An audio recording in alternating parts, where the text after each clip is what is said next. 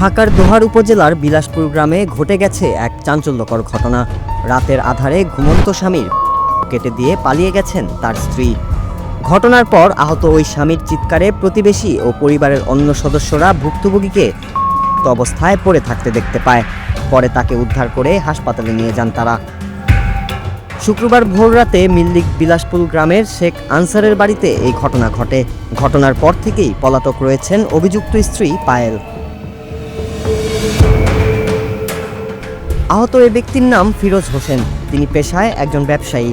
জানা যায় প্রায় ১.৫ যুগ আগে বিলাসপুর এলাকার শেখ আনসারের পুত্র ফিরোজ হোসেনের সাথে জয়পাড়া খাড়াকান্দা গ্রামের পায়েলের বিয়ে হয়। তাদের সংসারে এক পুত্র এবং এক কন্যা সন্তান রয়েছে। বিয়ের পর থেকেই পারিবারিক নানা বিষয়ে অশান্তি চলছিল এই দম্পতির মধ্যে।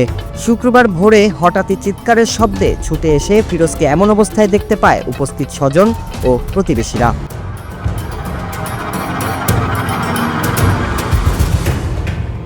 জানা যায় শুক্রবার ভোরে স্বামী ঘুমিয়ে থাকা অবস্থাতেই ব্লেড দিয়ে তার কেটে দেন স্ত্রী পায়েল। রমজান মাস হওয়ায় তখন সেহরির জন্য অনেকেই জেগেছিল। ফিরোজের আর্তনাদ শুনে প্রতিবেশীরা ছুটে আসলেও ততক্ষণে পায়েল পালিয়ে যান। এ সময় আহত ফিরোজকে উদ্ধার করে প্রথমে উপজেলা স্বাস্থ্য কেন্দ্রে নিয়ে যাওয়া হয়। অবস্থার অবনতি হওয়ায় তাকে ঢাকায় প্রেরণ করেন চিকিৎসকরা। বর্তমানে তিনি ঢাকার একটি হাসপাতালে চিকিৎসাধীন অবস্থায় রয়েছেন। ঘটনার পর থেকেই অভিযুক্ত গৃহবধূ পায়েলের কোনো খোঁজ মেলেনি। এ ব্যাপারে ওসি আবু বক্কর সিদ্দিক বলেন, এখন পর্যন্ত ভুক্তভোগীর পক্ষ থেকে কোনো অভিযোগ পাওয়া যায়নি। অভিযোগ পেলেই আইনানুগভাবেই ব্যবস্থা নেওয়া হবে বলেও জানিয়েছেন ওই কর্মকর্তা।